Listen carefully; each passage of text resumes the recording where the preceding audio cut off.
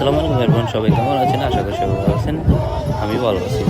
তো নতুন একটি ব্লগ নিয়ে আসলাম।